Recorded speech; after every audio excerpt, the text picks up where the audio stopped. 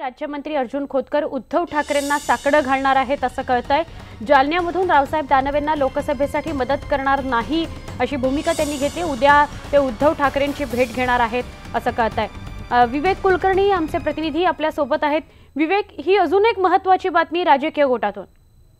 राज्यमंत्री अर्जुन खोतकर आणि भारतीय जनता पक्षाचे प्रदेशाध्यक्ष रावसाहेब दानवे यांचा वाद हा सर्वश्रुत आहे आणि त्यामुळेच लोकसभा निवडणुकीत रावसाहेब दानवे यांच्या विरोधात आपण निवडणूक लढवणार असं अर्जुन खोतकर यांनी म्हटलेलं होतं। त्यांनी त्यानंतर जेव्हा युती घोषित झाली त्यानंतर अशी अपेक्षा होती की आता त्यानंतर अर्जुन खोतकर हे भाजपला सहकार्याची भूमिका घेतील। मात्र अजूनही अर्जुन खोतकर यांनी म्हटलेलं आहे युती जरी झाली असली तरी मी स्वतः ती निवडणूक लढवणार आहोत, कदाचित अपक्ष म्हणून सुद्धा निवडणूक लढवेल असे देखील त्यांनी संकेत दिलेत। आता या सगळ्या प्रकरणात शिवसेना पक्षप्रमुख उद्धव ठाकरे यांना त्यांनी भेटीची वेळ मागितली आहे आणि आपलं काय म्हणणं आहे ते मांडणार आहेत। युतीची घोषणा झाल्यानंतर ही जागा स्वाभाविकपणे भारतीय जनता पक्षाकडे पुन्हा एकदा जाणार आहे। असं असताना देखील अर्जुन खोतकर हे रावसाहेब दानवे यांना सहकार्य करायला तयार नाहीयेत आणि त्या संदर्भातच ही भेट होणार आहे।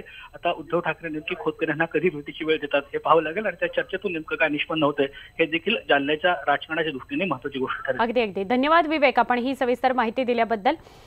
युतीचा निर्णय झाल्यानंतर अर्जुन खोतकर यांनी आपल्या भावना व्यक्त करून दाखवल्या होत्या, आपली भूमिका स्पष्ट करून सांगितलेली होती आणि त्याविषयीचीच ही बातमी आहे। पुढची बातमी, भारत आणि सौदी अरेबियामध्ये 5 महत्त्वाचे करार करण्यात आलेले आहेत। पर्यटन आणि गृहनिर्माण क्षेत्रात हे महत्त्वाचे 5 करार झालेले आहेत। सौदी अरेबियाचे राजपुत्र मोहम्मद बिन सलमान कालपासून भारताच्या दौऱ्यावर आले आहेत। आज त्यांचं राष्ट्रपती रामनाथ कोविंद आणि पंतप्रधान नरेंद्र मोदी यांनी राष्ट्रपती भवनामध्ये स्वागत केलं। सौदी अरेबिया आणि भारतातले संबंध सुधारण्यासोबतच भारत पाकिस्तानमधला सध्या सुरू असलेल्या तणावावरही ते भाष्य करतील अशी शक्यता होती। 2016 मध्ये मोदींच्या रियाध या दौऱ्यानंतर दोन्ही देशांमध्ये संबंध आणखी दृढ झालेले आहेत।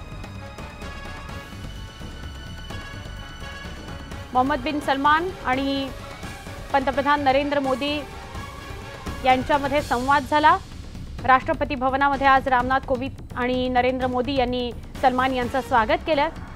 सगळ्यात दिवसभरातली मोठी बातमी की भारत आणि सौदी अरेबिया याच्यामध्ये 5 महत्त्वाचे करार झालेले आहेत।